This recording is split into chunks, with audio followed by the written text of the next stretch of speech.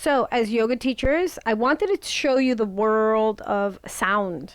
Sound is fantastic. It's a beautiful modality to use because, as you know, we're working with energy as well as with the central nervous system, that parasympathetic nervous system. We want to really relax and restore the individuals. So, the best time to use sound, I usually like it either during meditation or during Shavasana, or if you're actually doing a full, complete sound bath, that's even better.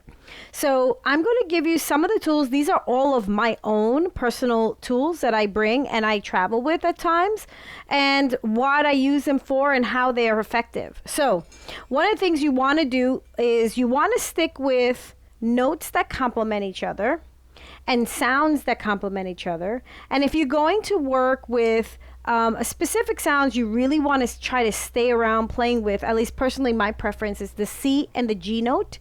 And the C and the G note is often known as the perfect fifth.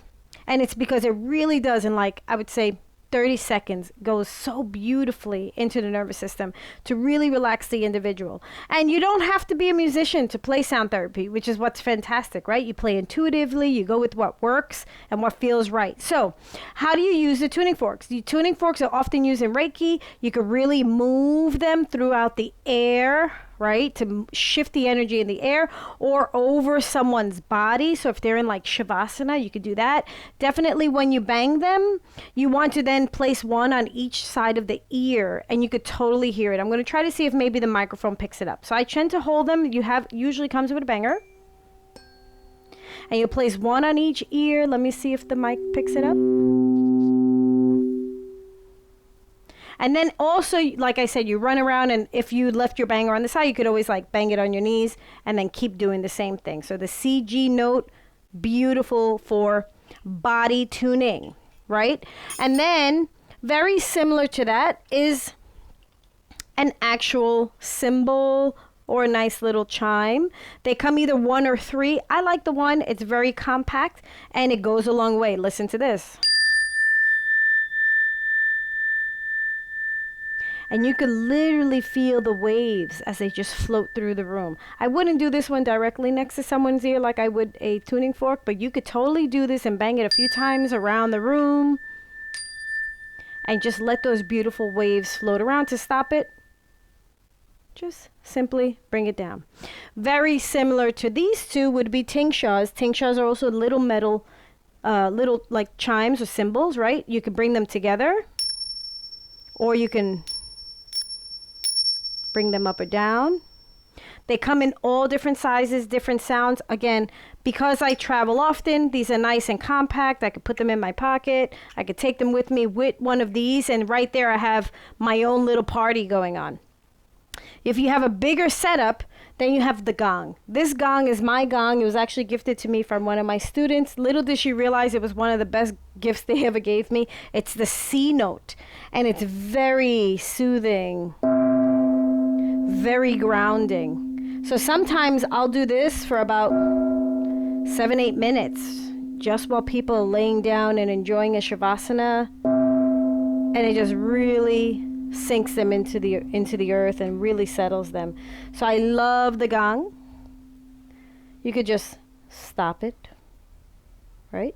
And then this is a crystal bowl. This is a crystal healing singing bowl. It's usually hollow on the inside. They don't often come colored, but because I'm a big chakra junkie, and this is the heart chakra, which is right here for the heart, fourth chakra, the Anahata chakra, the unstuck, that's what this note is. And actually this is the F note. So if you're ever working with the bodies and the different chakras, each chakra actually has a note that is equated to it.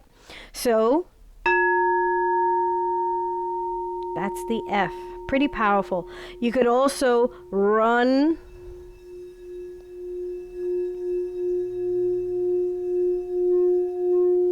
bring that way, and you could also bang from the inside. Gives it a much more contained, but you can literally feel the waves of the vibrations going. So that's a singing bowl. So I love those. Then there's the crystal pyramid. Very similar to a singing bowl. So each one of these prongs has a different note.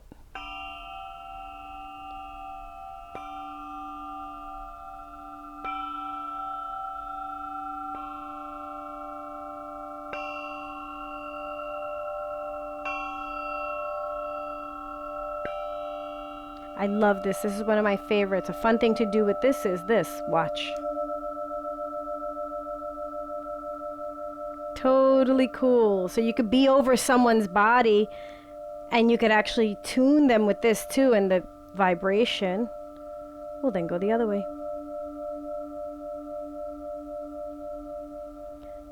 This is one of my new faves. And then I just gently let it settle. A good way to clean these crystal singing bowls, just so that you know, for keeping them nice and clean and vibrations good, is with some nice salt water. You just clear out all the debris, because they will pick up some debris from your fingertips, all of the oils. Then there's the happy drum. I love the happy drum. The happy drum is actually an upside down propane tank, and they've taken it out, they've cut it up so that you can play some wonderful tunes. And I'm a chakra junkie and I'm not a musician. So what I do is I teach myself what are the notes. So I personally painted this, and I actually put the colors of the notes so that I can follow along for myself, so that if I was playing this and let's say I wanted to hang out in the heart chakra, I'd do the green one, and then I can go to change third chakra, right? The Manipura chakra. If I wanted to just stay here in the body, I would just bang these two. But these you can play just intuitively. They always come with these nice little baby little drums, right? And it's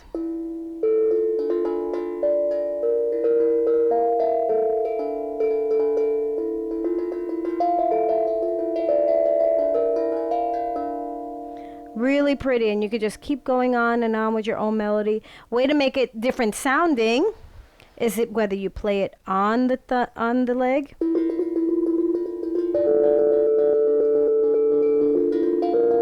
has a different sound, or if you played it on the ground. Not as intense as when it's on the legs. I think it just needs that love of the body. Then there is the Shruti box. The Shruti box is very similar to the harmonium. The harmonium is a beautiful instrument from India, right? It has the bellows, the same bellows, the air bellows as the Shruti box. Again, I put the chakras here so that I knew what the notes were. And same thing here, because again, I'm not a musician. I had put the notes and the chakras, corresponding chakras here too. So same thing, you would use them as the same on the, for a very basic harmonium, you would probably start with C as the drone, and then you would add, right? You would add that, really working the bellows, but you could do the same thing with the Shruti. I would keep the two C's up. There goes the G.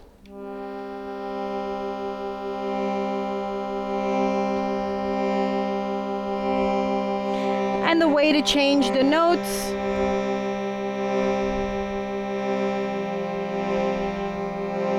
kind of like piano keys.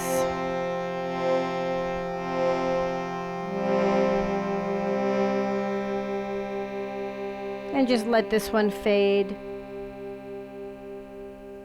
And then lastly, who doesn't love a shamanic drum? This is native Indian. It's made from natural deer skin. It even has the deer skin here. Takes a while to really get used to, but it really has a bellow. So you hit it right in the center.